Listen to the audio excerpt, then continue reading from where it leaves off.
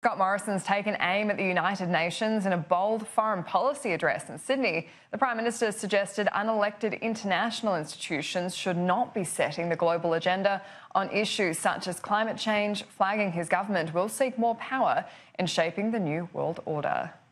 Fresh from the international stage, Scott Morrison has addressed Sydney's Lowy Institute, outlining what he says is a new and challenging world facing Australia. We have entered a new era of strategic competition amongst very great powers. Our interests are not served by isolationism and protectionism, but it also does not serve our national interests when international institutions demand conformity rather than independent cooperation on global issues. But I worry about these sorts of comments. There are a whole lot of challenges that face the world today which require global solutions, climate change being one of them.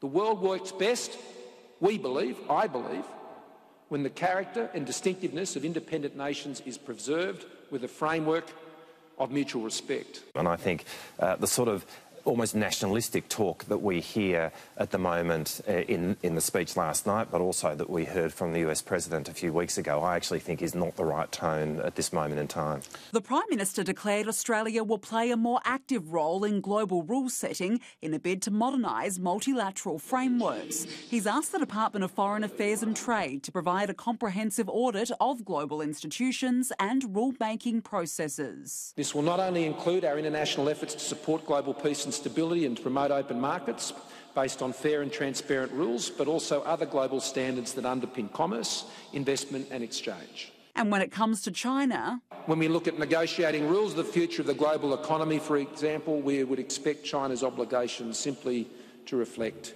its greater power status. That's a compliment.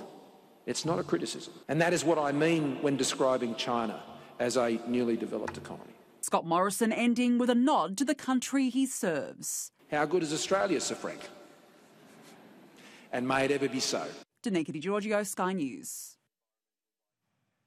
And one senior Labor figure that's not backing what we heard there from Richard Marles is Stephen Conroy. The former Labor frontbencher says that they're not going to be on the side of Australians if they continue to pursue the UN agenda over Australia's.